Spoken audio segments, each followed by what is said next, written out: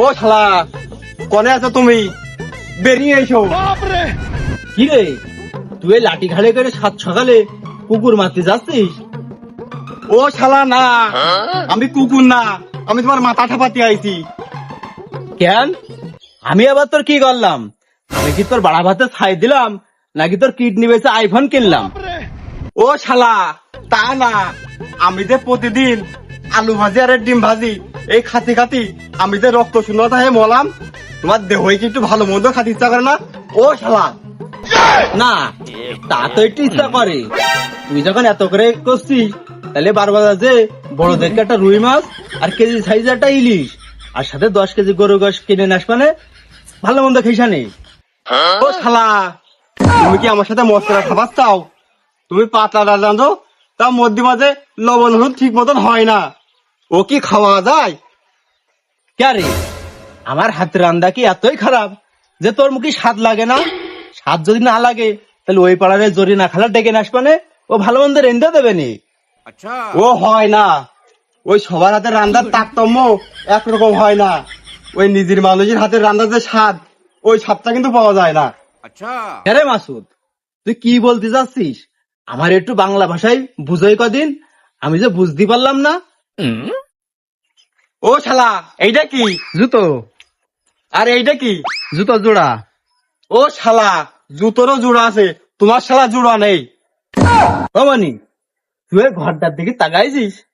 যদি একটুখানি ঝড় হয়, এই চালটা যদি আমি না ধরি, এই চালটা উড়িয়ে দিয়ে জুসনা বাপের উঠোনে যে পড়বে না। এই ঘরেরও কোনো দোষ না, ওই চালেরও কোনো দোষ না, দোষ তো দেখতে পাচ্ছি আমি তোমার মধ্যে। সমস্যা মানে? আমার আবার কি সমস্যা? আছে, ও কবিরাজও ঠিক করতে পারে, আবার যদি না হয় ওই কলিকাতা হারবাল নামে একটা কোম্পানি আছে, ওই জায়গাগুলি ঠিক হতে পারে। অনেক আমাকে শুনলাম 20% ডিসকাউন্ট এসছে। আর হনে জাতি তো লজ্জা করে, আমাদের ওই পাড়ার ওই যে আলম চাচা আছে না, ও আমার গাছ গাছটা দেয়, ভালো নাকি কাজ হয়, তুমি ওর কাজ যে দেখতে পারো।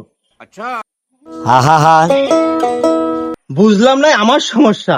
তা তোর যদি এতই ক্ষমতা থাকে, তাহলে তুই কিছু করে দেখা। ও শালা, তোমার আগে যদি আমি কিছু করি, তাহলে তুমি কি এই মহলায় মুখ দেখাতে পারবা না? আর ওই পাড়ার ভাবিরা তোমার হিজলে কবে না? আমি পারি না, আর পারি না, আমি কেন ওই পাড়ার লোকে যা কয় কবে না আমি বুঝবানি। তোর যদি এতই দম থাকে, তাহলে তুই কিছু করে দেখা। আমি এই যে এখানে বসলাম, আমি আজ না দেখে এখান থেকে আজ উঠছি নে। দেখি করো। আমার ভাঙ্গা পা পড়েছে খালে। এখন তে এই ঘরও আমাদের, এই উঠোনও আমাদের। এখন তুমি গোয়াল ঘরে শুবা না ছাগলের ঘরে শুবা, ডিসিশন তোমার। এদিকে শ্বশুর আব্বা, আসসালামু আলাইকুম শ্বশুর আব্বা। আয় রে, এ ভাসুরের শ্বশুর বানাই দিলে কোন তো উসাইডে ধরে না কি রাখাবে।